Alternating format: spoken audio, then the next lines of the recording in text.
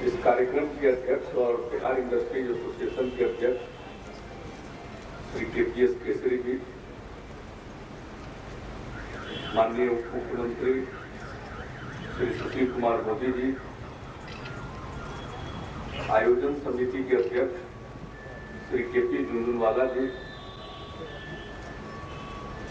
आयोजन समिति के सह अध्यक्ष श्री नीतीश जायसवाल जी, बिहार इंडस्ट्री एसोसिएशन के सेक्रेटरी जनरल श्री संजय भटिया जी, बिहार इंडस्ट्री एसोसिएशन के कोषाध्यक्ष श्री नरसिंह प्रसाद जायसवाल जी, समारोह के प्रायोजक आस्तिक बिल्डकॉन के श्री JK सिंह जी, यहाँ उपस्थित अधिकारीगण, बिहार चैम्बर्स ऑफ कॉमर्स के अध्यक्ष श्री PK अग्रवाल जी, पूर्व अध्यक्ष श्री OP शाह जी, बिहार राज्य प्रदूषण नियंत्रण बोर्ड के अध्यक्ष डॉक्टर सुभाष चंद्र सिंह जी,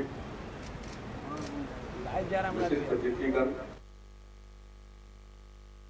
प्रिंट एवं इलेक्ट्रॉनिक मीडिया के सभी प्रतिनिधि,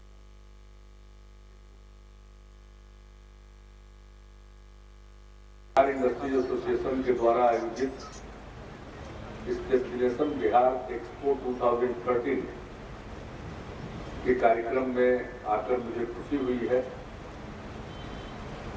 पिछले कुछ वर्षों से लगातार इस प्रकार के एग्जीबिशन का आयोजन हो रहा है और ये प्रतीक है कि अब जो हमारे एंटरप्रेन्योर्स हैं, उद्यमी हैं, उनमें एक उत्साह का भाव है और बाह्य जगत में भी इस बात की चर्चा हो रही है कि बिहार में बदलाव आया है और बिहार में पूंजी निवेश की अच्छी संभावना है, एक बेहतर वातावरण बना है। तो इसी को ध्यान में रखकर बाहर के भी लोग इस एग्जीबिशन में शामिल होते हैं। बिहार में उद्योग की बड़ी भारी संभावना, आज भी बिहार में 76% लोग कृषि पर निर्भर हैं और बिहार कृषि प्रधान प्रदेश है। जितने अर्थशास्त्री हैं या विशेषज्ञ हैं, वो यही कहते हैं कि एग्रीकल्चर के ऊपर इतने लोगों की निर्भरता नहीं होनी चाहिए, लोगों को दूसरी तरफ जाना चाहिए, आकृष्ट होना चाहिए। ये बात अपनी जगह पर सही है, लेकिन अगर किस प्रकार के उद्योग बिहार में फलेंगे फूलेंगे, हर राज्य की अपनी खासियत है। हम विपरीत परिस्थिति से जूझने के लिए मजबूर हैं। हम फलरुद्ध इलाका, लैंडलॉक्ड स्टेट में, बहुत सारे राज्यों को स्वाभाविक रूप से इसका लाभ है कि वे समुद्री किनारे पर बसते हैं। वैसे राज्यों को इस बात का लाभ होता है। फिर हमारे यहाँ आबादी ज्यादा है और उसके मुताबिक क्षेत्रफल कम, 10.5 करोड़ की आबादी है और 94,000 वर्ग किलोमीटर हमारा क्षेत्रफल।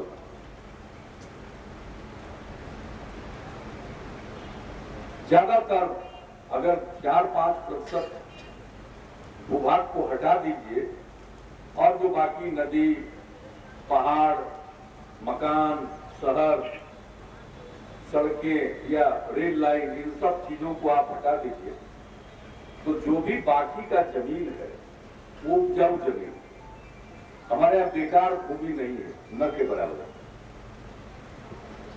लेकिन आबादी इतनी ज्यादा है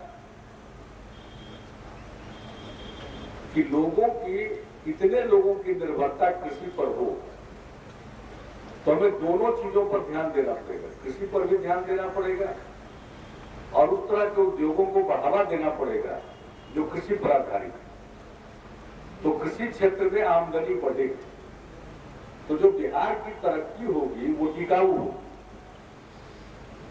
और उद्योग तो यहां आएंगे, आना शुरू हुए। लोगों ने अपना कारोबार बढ़ाया है, कुछ लोग आ भी रहे हैं। यहां उद्योग करने में कोई अब कठिनाई नहीं है, पहले जैसा कोई माहौल नहीं है, ये सब ठीक है। लेकिन बड़े पैमाने पर औद्योगिकरण के लिए तो केंद्र सरकार से पॉलिसी सपोर्ट की जरूरत है। पैसे की जरूरत है वो अलग, पब्लिक इन्वेस्टमेंट बढ़ना चाहिए, हमको योजना के मद में ज्यादा सहायता मिलनी चाहिए, वो सब अपनी जगह पर। लेकिन निजी उद्योगों को बढ़ावा देने के लिए और निजी निवेश को बढ़ाने के लिए यह आवश्यक है कि केंद्र सरकार के नीतियों में बदलाव हो। अब औद्योगिकरण की बात करते हैं, लोग ये भी बोलते हैं कि बिहार जैसे राज्य में भी होना चाहिए, बड़ा प्रदेश है, इतनी बड़ी आबादी का सूबा। लेकिन जब आप नीतियों पर गौर करेंगे तो पाएंगे कि शुरू से केंद्र सरकार की जो नीति रही है उसका खामियाजा हम लोगों को भुगतना पड़ा। झारखंड नहीं बना था, बिहार एक था। झारखंड के इलाके में खान खदान है, औद्योगिकरण की और ज्यादा संभावना थी, और ज्यादा उद्योग लगते, लेकिन केंद्र सरकार ने भाड़ा समानीकरण नीति लागू किया। उसका अंजाम हुआ कि कोई कहीं लगा रहा उद्योग और उसको रेलगाड़ी से उसकी ढुलाई करने पर सब्सिडी मिलती। नतीजा हुआ हम तो लैंड लॉक्ड स्टेट थे, लेकिन जो कोस्टल एरिया थे उधर ज्यादा लोग गए, पश्चिम के इलाकों में, दक्षिण के इलाकों में औद्योगिकरण तेजी से हुआ। आज भी आप देखिए, इस बार का भी जो वित्त मंत्री का बजट भाषण हम सुन रहे थे, उसमें हमने देखा कि जो इंडस्ट्रियल कॉरिडोर है वो या तो वेस्टर्न इंडिया में या साउदर्न इंडिया में, ईस्ट में तो कुछ है ही नहीं। और बिहार जैसे लैंडलॉक्ड स्टेट के बारे में तो कोई चिंता ही नहीं है। तो वैसी परिस्थिति में हमारा भी औद्योगिकरण हो, तो इसके लिए जरूरी है कि पूंजी निवेश करने में टैक्स में छूट मिले। और यही है कि हम लोग विशेष राज्य के दर्जा की मांग करते हैं। विशेष राज्य का दर्जा मिलने पर जो पहली और सबसे अहम बात होती है वो होती है निवेशकों को टैक्स में छूट मिलती है। तो जब टैक्स में छूट मिलेगी तो लोग प्रोत्साहित होंगे और पूंजी लगाएंगे, तब औद्योगिकरण होगा। क्या एडवांटेज है? कोई भी पूंजी लगाएगा तो उसको लाभ होना चाहिए। यहाँ के हमारे स्थानीय उद्यमी, हमको तो मालूम है उनको कोई ना कोई रोजगार करना है और बहुत सारा लोकल रिक्वायरमेंट है, आवश्यकता है, उसको ध्यान में रखते हुए और यहाँ पर कुछ संभावना है तो उसको देखकर वो अपना काम करते रहे, वो सब तो अभिनंदन के पात्र है। विपरीत परिस्थिति में भी लोग अपना उद्यम करते रहे, तो वैसे लोगों को तो हम लोग 2007 में एक फंक्शन करके हम लोगों ने सम्मानित किया था कि आप सम्मान, अभिनंदन किया था, अभिनंदन के पात्र है कि विपरीत परिस्थिति में भी आप अपना कारोबार करते रहे। तो जब विपरीत परिस्थिति में किए तो आपकी अनुकूल परिस्थिति में भी कर रहे हैं, वो एक अलग बात है। लेकिन जिसको लोग बोलते हैं बिग टिकट इन्वेस्टमेंट, बड़ा निवेश, वो तो तभी आएगा जब निवेशकों को करोड़ों छूट मिलेगी तो प्रोत्साहित होंगे। और विशेष राज्य का दर्जा जिन राज्यों को मिलता है वहां यही है। इसके अलावा एक और महत्वपूर्ण चीज है कि केंद्र सरकार की योजनाओं में राज्य को कम पैसा लगाना पड़ता है, आज हमको जितना लगाना पड़ता है। उप मुख्यमंत्री जी बैठे हुए, वित्त मंत्री जी भी हैं।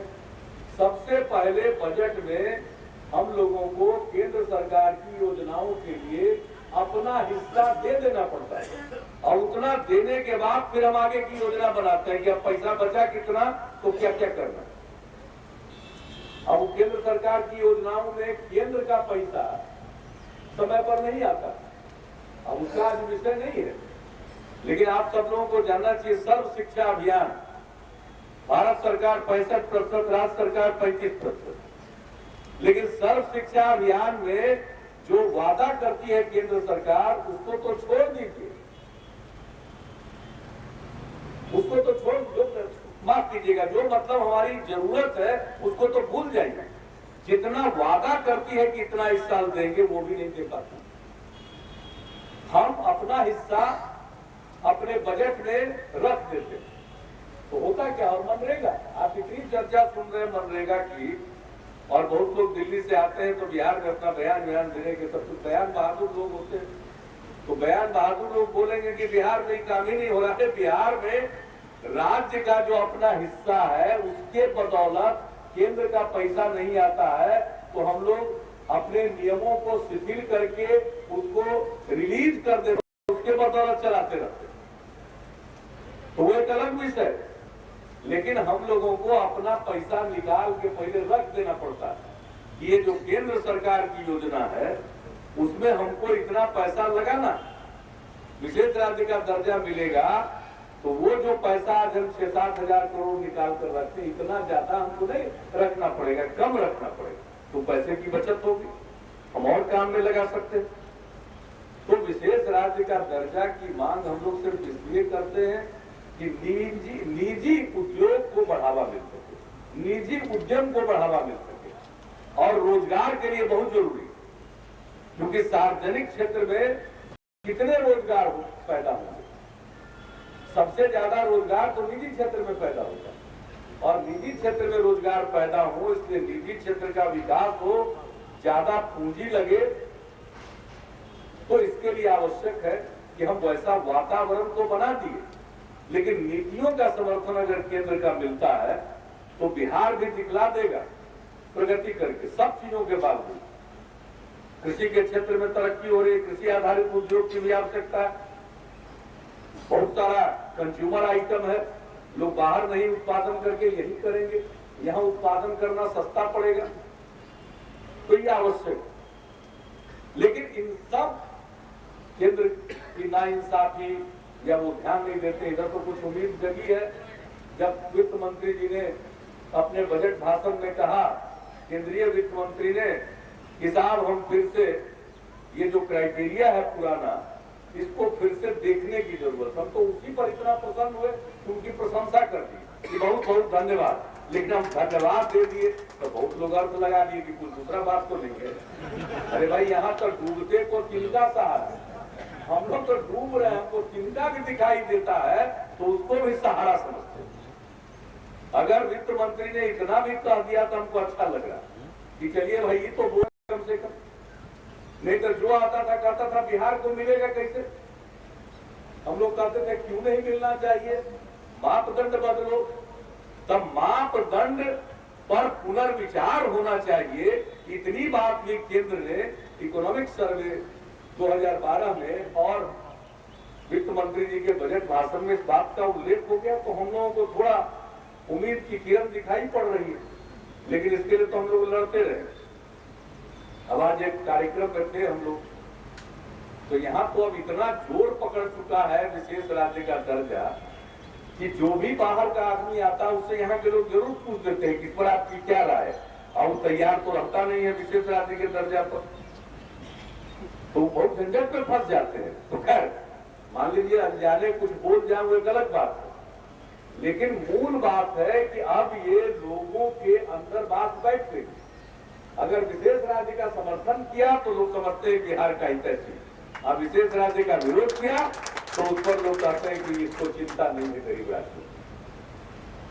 तो हम लोग जो मांग कर रहे हैं उससे खाली हम ही लोगों को फायदा होगा, इस देश के जो दूसरे गरीब राज्य हैं उनको भी फायदा होगा, सबको फायदा होगा। तो लड़ते हैं हम लोग, ये बिहार के लोगों का ये रहा है, लड़ते हैं सबके लिए, फायदा अपने को बहुत कम मिलता है।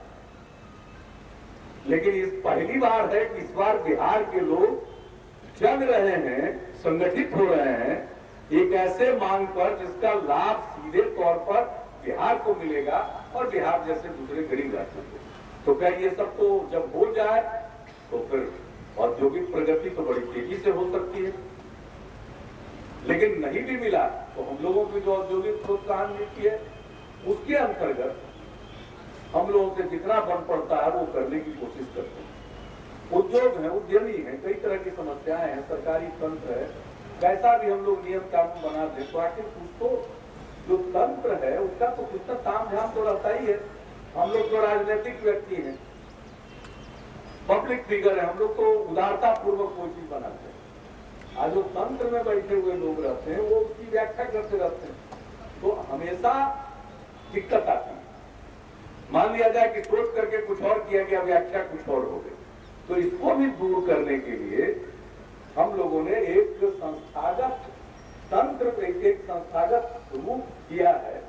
हर उस महीने में जिसमें 5 सोमवार है, तो 5वें सोमवार को हमारे स्तर पर उद्यमी पंचायत होती है, सारे अधिकारी लगते हैं और उसमें कुछ बातें आती हैं।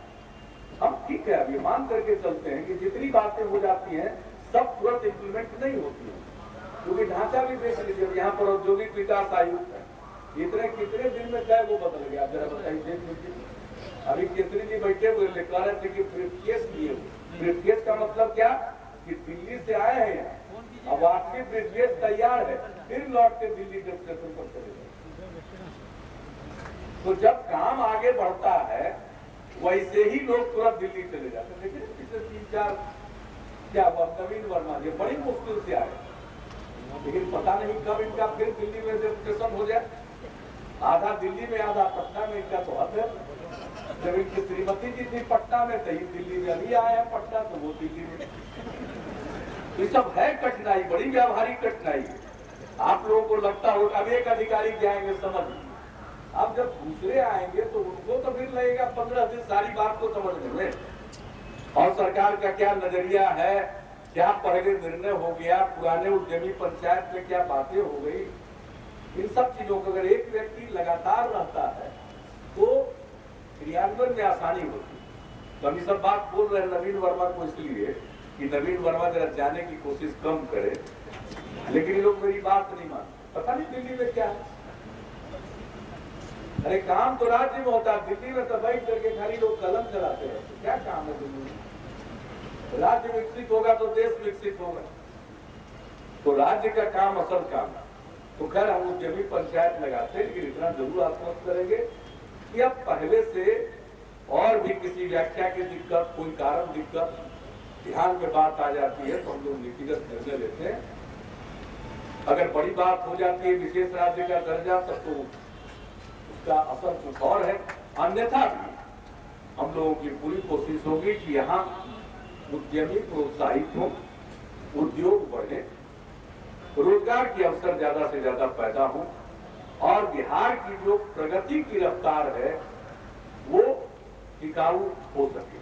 तो इन्हीं शब्दों के साथ जितने लोग आज इस एक्सपो में भाग ले रहे हैं, मैं उन सबको शुभकामनाएं देता हूं और उम्मीद करता हूं इसका लाभ हमारे स्थानीय उद्यमी उठाएंगे और इन सब चीजों का प्रचार प्रसार होगा तो ज्यादा से ज्यादा लोगों तक ये चीजें पहुंच पाएगी, इसका और बेहतर बाजार विकसित हो पाएगा और इसका लाभ हमको सबको मिलेगा।